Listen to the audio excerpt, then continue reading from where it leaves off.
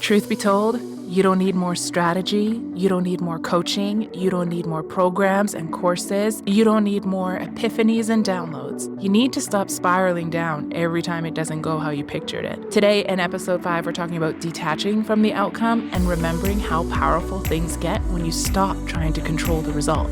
Let's get into it.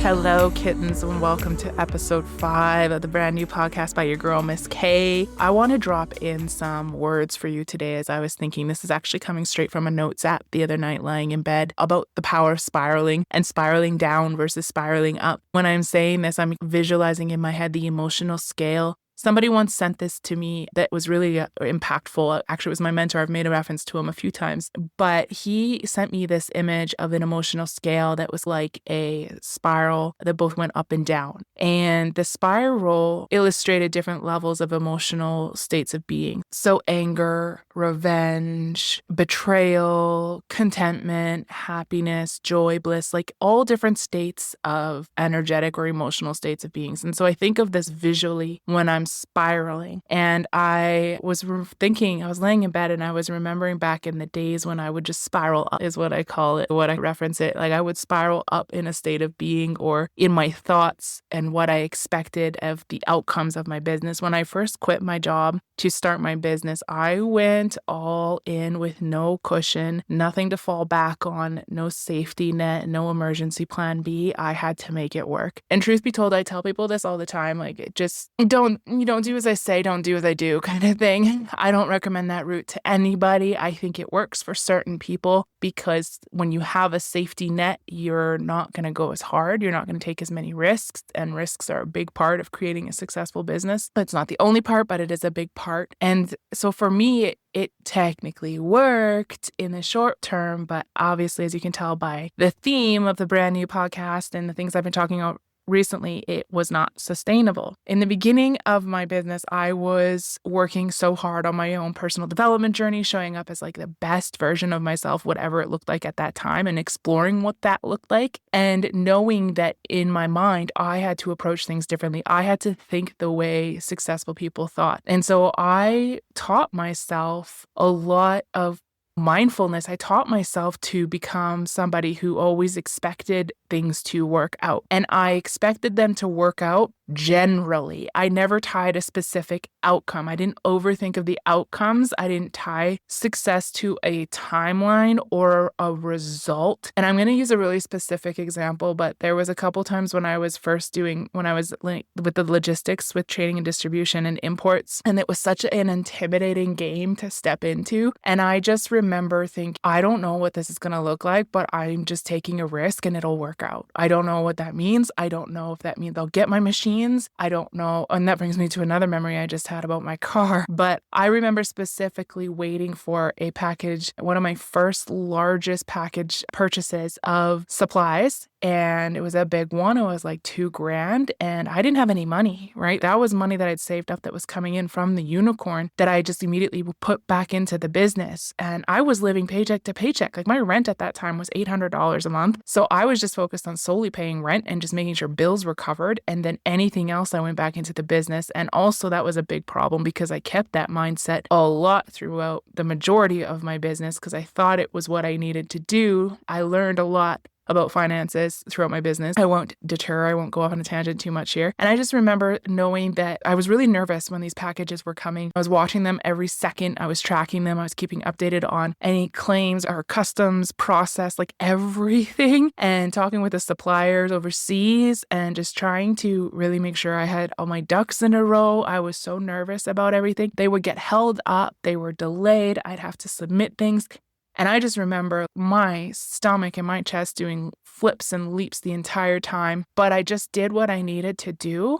I just tried my best, supplied everything that they asked for, I provided. I did whatever I had to do. I just trusted that it would work out. And I didn't tie an outcome to that. I didn't tie working out with me getting the packages. I just knew that whatever happens, it'll work out. And I ended up getting the packages. I ended up things always ended up working out, even if that doesn't necessarily mean that the outcome was tied to what I specifically thought the best outcome was going to be. I remember my car. This story is really, if you were in my circle back then too, you'll probably remember me telling this car. I actually thought I kept the rock for a long time and I haven't been able to find it, which is a bummer. But there was a time when my car all of a sudden started making the most obnoxiously scary clanking noise from the hood.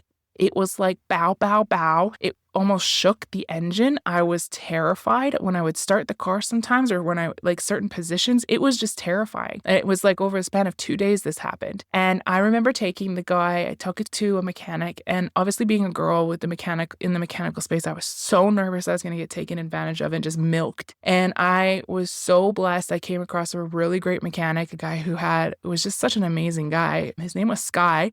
He took my car for a drive with me and he heard it.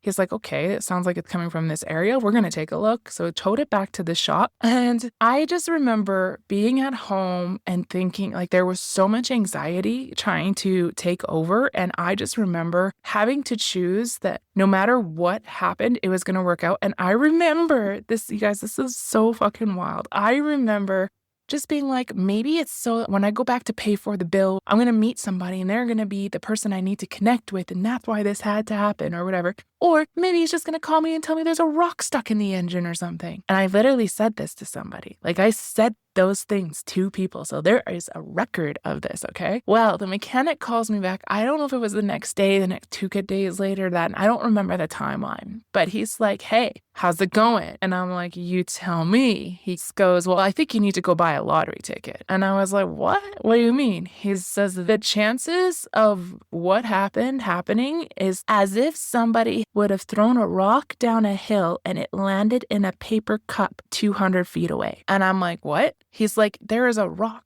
in your engine mount on the left side. And every time, because the engine kind of rocks a little bit, but when it would rock and hit the left side at a certain angle, it would clank. It would make this horrible sound. And I was like, you've got to be kidding me. He's like, I have no idea how it got up in there. It was absolutely surreal how it landed in there. He's like, I have no idea. But yeah, there was a rock in there. So, you can come get your car. It's fine. And I'm like, say less. I go over and he didn't even charge me. He gave me the rock. Like none of us could believe it. It was just the most insane experience. I remember being so humbled and felt so divinely in alignment and guided. And I felt powerful in that moment because I was just like, I was obviously under the influence of my higher self when I said those things because I was tapped into what was actually happening, that my future self had told me that there was going to be a rock in there. And at least that's how I think of it. Whether or not that's actually how this whole energetic state of us living in this world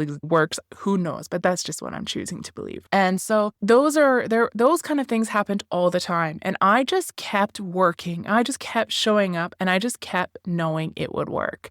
And it did. There were a lot of times where I had to pivot. I had to face a lot of trials. And I just kept the same attitude that no matter what, in the end, it would work out. And I never tied what the end would look like. I didn't tie that this next time I talked to customs, it was going to work out. Or when I submitted this paper, it was going to work out. That was the end. It would work out after that. I didn't do that. I almost innately knew from the version of my higher self that I had to leave the possibilities open because I couldn't possibly fathom or understand all of the numerous ways something could work out in my favor. And I think that's the biggest lesson that I really want to try to drill into this podcast episode for you today. So I want to talk about how the attachment to outcome creates spirals. When I noticed the shift happened was when I started defining what working out looked like in my business. So when I noticed that I started struggling in my business, I started burning out, I started experiencing more and more trials, and things were really taking an effect on my mental health. I started to manifest more and more trials, tribulations, more struggles and problems. And that was when I started defining what working out looked like. I created the rules. I said it had to be this amount of sales, it had to be this response, it had to be this amount of engagement in order for anything to equal success. I was tying outcomes to everything. And when it didn't happen, I would spiral. I wasn't taking action from power. I was taking action from a place of lack.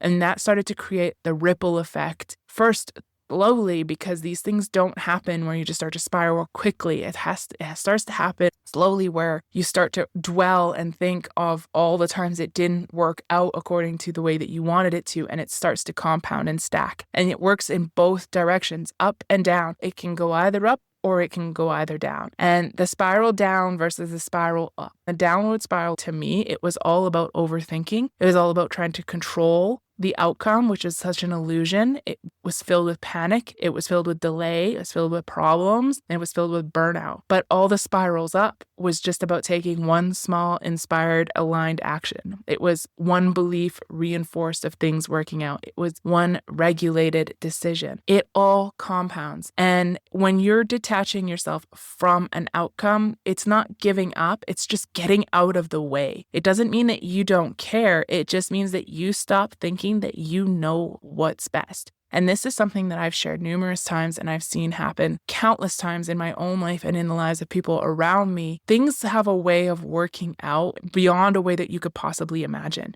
And I want to touch a little bit too about the science behind this, and something, again, that I heard from Neuro Knowledge, who I made a mention with in the last episode. I recently learned, and this is something that I think really sent it home for me when I heard it from a scientific point of view, but we operate from a very limited perspective, and science backs this, okay? Humans can only perceive less than 1% of the electromagnetic spectrum. And this is from Duke University vision scientist named Sonki Johnson. I really hope I'm not saying that wrong. But essentially, it means like energetically, we're navigating reality with a fraction of what's there, and we can only see a fraction of what's there. That means our perception is based on a fraction of what we have seen and understood. And I said this in the previous episode as well, but within this one world, there are 8 billion realities existing all at once. So why would we allow even the best of the best situation that we think we can conjure up in our imagination to be the final result? Like, why not let it get better? Why not say this and hold this state of being that we want, or this goal, this dream, or something better? I used to follow an account on Instagram that made reference to things like this quite a bit, and it stuck, and I remember them, but it didn't resonate fully until I understood things scientifically. And they would say things like, this or something better, or universe, show me how good it can get. And after I learned about the 1% perception that we have, and how there's still 99% of a reality out there that we have not even tapped into yet, it really opened up my mind, and those sayings flashed back, and I was like, oh my gosh, this is what that means. Show me how good it can get, because even the best that I can imagine, I could try to imagine the best outcome and the best juiciest goals and the best feeling that I could possibly want from the highest version of myself, and it could still get even better if I wasn't attached to the outcome. And that was a really pivotal revelation for me. I feel like if we were to allow ourselves as human beings to tap into that potential a lot more, we would live a life that allows more freedom, more inspiration, more trust within ourselves to exist. Because why play small? Why play small even with that limited perspective, even if we're thinking with the most open mind we possibly could? Whenever we attach an outcome, or we think we know the best of the outcome, we're limiting ourselves. We're limiting how good it can get. And I really want to encourage you that this can manifest through day-to-day things that we perform in our lives and in our businesses. And I want to encourage you to trust the unknown more than the predictable. Trust the 99% that you can't see, and the 8 billion other realities of possibilities out there that you can't see, more than the predictable, because your life can change in ways that you can't predict. The universe isn't slow. You're just impatient, and the breakthrough doesn't always look like how you imagine. So we have to learn to let go of control so something better can happen. We have to learn to spiral up rather than spiral down, and to take action from a place that is detached from the outcome, detached from the reward or the solution that we think is best for us, while holding it as the bare minimum standard. This or something better. Universe, show me how good it can get. When you operate from that state of being, this isn't just some sort of woo thing where it's outside of your control. This is you taking control. This is you saying, I'm going to move throughout the world and in my business in a way where things just always work out in ways that I could never imagine. Even if you get faced and slapped with problems and trials and tribulations and whatever happens, the outcome, if you keep holding on to it being the best of the best for you, in the end, it was all part of the journey, then it will be. So, dear bestie, when things are not going how you thought they would, and it doesn't look like how you thought it would look like, don't let yourself spiral down. Spiral up anyway. Take action from trust in yourself, and trust in that 99% of possibility that exists that you've never even seen or tapped into and will never see or tap into, and let the universe surprise and delight you. I really hope this has inspired and motivated you to keep an open mind for solutions and for the best outcomes for you and for your business, for your goals, for your family, whatever it is that you're moving towards. Don't limit yourself by thinking you know what's best for you. Just take action from trust that things will always work out, that they'll work out even better than you imagined, that you deserve and are worthy of things becoming even juicier and better than you could ever imagine. And take it with one small step at a time. Integrate this into those tiny daily actions that you do every single day. You don't have to go ahead and quit your job to start a business and start with this big ass, scary, unknown task. I'm not saying to do that at all. That life is not for everybody. If you ever feel the call and you feel inspired to do it, then trust it and show up for yourself. But take that action in little things. You could do this every day. You can start doing these little things in your daily life to build up the habit and to build up the compound, habits of spiraling up and building off of it. So I'm going to give you a couple of examples of like what that looks like and how you can do it in your own life. So for example, with posting business content, I know it is hard to not post it or to post something and then not obsess over the metrics, but you don't want to post and expect it to go viral. You're tying again a specific outcome when why not actually be open to it happening better, like it reaching more people. Maybe that means a smaller amount, but more quality people. So don't post expecting it to go viral, but post just knowing that the exact right person might see it. And it's probably not going to be who you think. Let it reach who it's meant to. Just show up without holding on to all of those vanity metrics. Or let's say you've just started dating and you're going in relationships, and this is like, these are personal experiences that I am incorporating in my own life. But I have found to not going on a date hoping that this is going to be the one, just going and trusting that whoever shows up is part of your fine-tuning process, as Abraham Hicks would say. It's like all calibrating your energy, even if it's just to provide clarity, because you want to remember that you still win when you collect data and not just make a connection. You're still fine-tuning and you're still accumulating points toward, okay, this is what I want, this is what I don't want. You're able to hone in and be specific, which I think is really underestimated when we put so much pressure on people. And no matter what, even if it's through our posts or our dating, we have this pressure that they have to be the ones that we have to go viral. Like that's a lot of pressure to put on yourselves and other people. So why not just go with an open mind? And I know it's a lot easier said than done, but these small daily things that you can do every day will help build that momentum and help build the trust in yourself to take bigger, bolder action and to allow bigger steps to compound. Another thing, another way I personally do this is with my own health goals. Going to the gym, trying not to set PRs necessarily, just trying to surprise myself, trying to see how many extra minutes I can do, or how many more levels can I push myself to do. Just let myself be surprised rather than stick to a certain number that I think needs to be achieved. Even with eating healthy, like I don't eat the salad and think, oh, this is going to help me lose weight. I eat it and think this is what my future self chose, and I trust her. Because that aligned action, when you take it based on identity and not punishment, is again like a micro moment win when you're infusing the energy that you take with the right energy. When you infuse the action that you take with the right energy.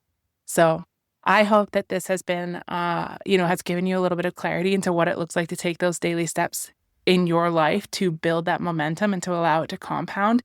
And just ask yourself, like, have a little bit of awareness in moments. Ask, where am I spiraling down right now? And then interrupt the loop. So like replace those fear thoughts with neutral or expansive possibility. And one, I'll make another reference. I really like this reference that Nero Knowledge made in another video. I think I've mentioned him like 3 times already, but as you can tell, I am just such a huge fan of his content.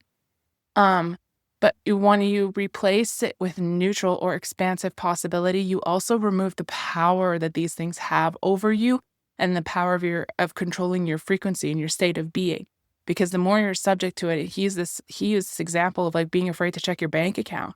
When you're afraid to check your bank account and you avoid it, you're giving that power, that energetic scarcity power, that scarcity energy power over you. And you want to come to a point where you're neutral about it. So he tells them, he's like, stare at that account until you're neutral, until it no longer bothers you. Feel the feelings, hone in on where you're feeling that feeling. This part he doesn't say, but I have found it to be helpful. Hone in on where you're feeling it.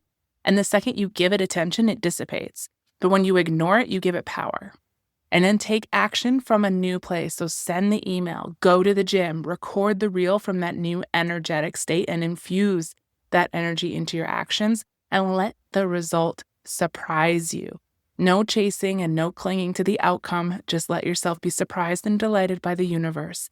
Then at the end of the day, you want to celebrate your data over perfection, because ultimately the action that you took is the win. I hope you guys have enjoyed this episode. I just want to say thank you so much for listening. This is episode 5. I'm rounding it up now. I'm going to talk to you guys in the next episode. And remember, the less you grip, the more it flows, okay? Let it be bigger than what you pictured. I love you guys, and I'll talk to you in the next episode. This is Miss K. I'm out for now. Bye.